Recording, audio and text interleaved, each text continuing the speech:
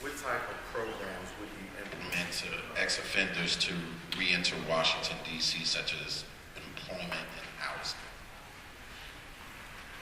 You're directing that to me? Right. We'll give everybody a shot at that. Well, I believe that one of the things we have to take a look at, because of the number of returning citizens that we have and we are projected to have, we have to have some job training and workforce development programs in place specifically to target and support that population. Also, I think small business and entrepreneurial opportunities, because there's a limited amount of jobs that we'll be able to offer some of them. But I believe that entrepreneurial opportunities and small business opportunities are one of the areas we need to take a look at. I have a program that I initiated over the past 18 months. It's called Cared Straight.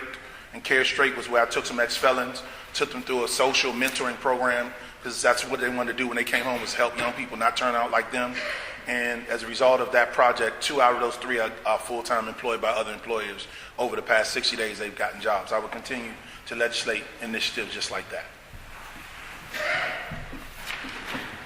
Well, programs are already in progress now as we speak. CSOSA had programs, and also we just elected someone on the city council to oversee the issues to address the return citizens.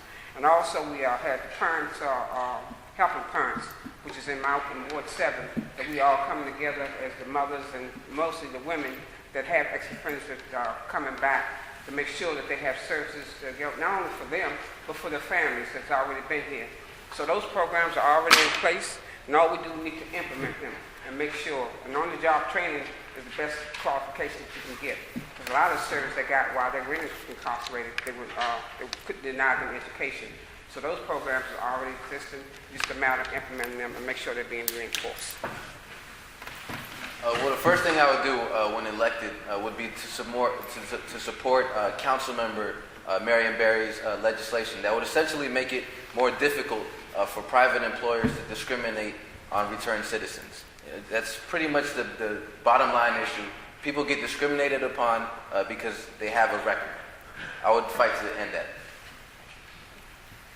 That was an excellent question, because when you look at the unemployed in D.C., particularly east of the river, significant percentages of the unemployed are ex-offenders or they do not have a high school diploma.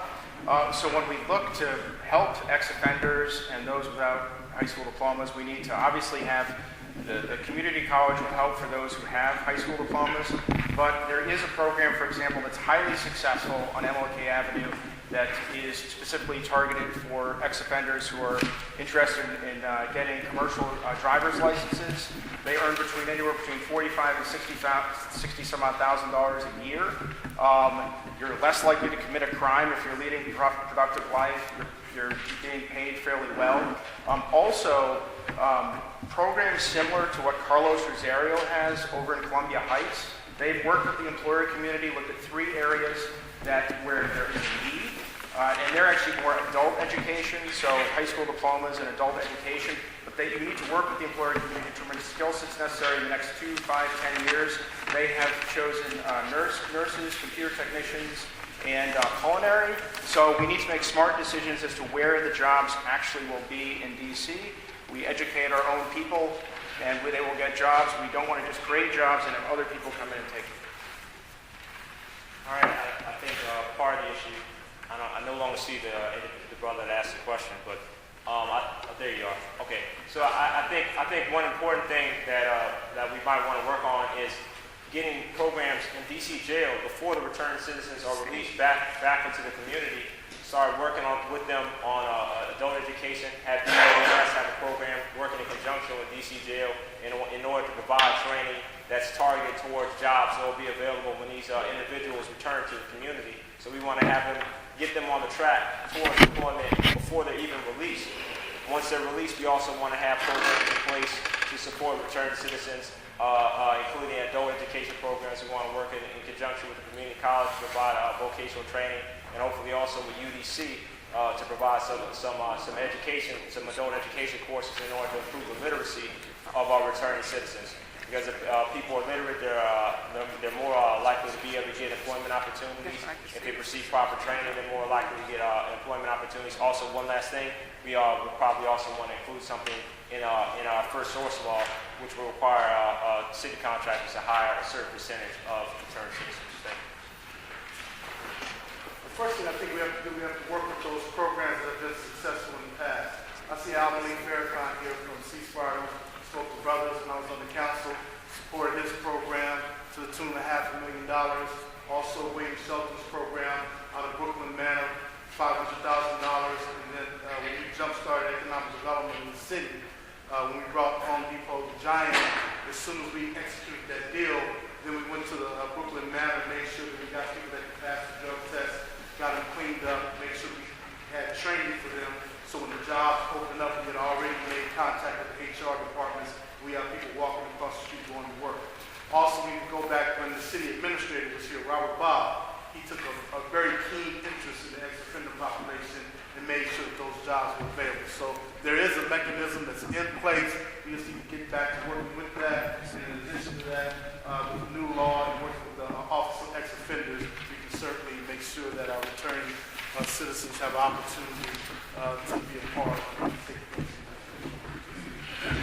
With one of the highest recidivism rates in the country, the barriers is too high.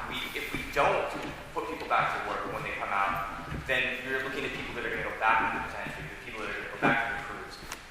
If you look at what the Shaw Family Collaborative has done around some of the projects like the Green Team, you don't want to get into too much here, but the most important parts of the Green Team were not what they were actually doing for day-to-day jobs. It was the financial literacy, it was the wraparound services of people that had come back, like helping folks get up and to be able to stand on their own 2 feet. If anyone remembers the old Youth Opportunities Program, which was housed where Youth Build is now at 14th and Columbia, Youth Opportunities had like some great things with juvenile offenders who came out, who actually worked on a career path training where a lot of those kids could end up as cadets in the fire academy. They ended up being on DPW crews. There's some great nonprofits that have actually been working very, very hard, and so what the district needs to do is actually help fully fund those programs and not make them go through this earmarking process where every 5 years you're essentially going to a council member you know best and having them divert funds away from one program to pay for another. We have to have a far more holistic approach of how we work with nonprofits.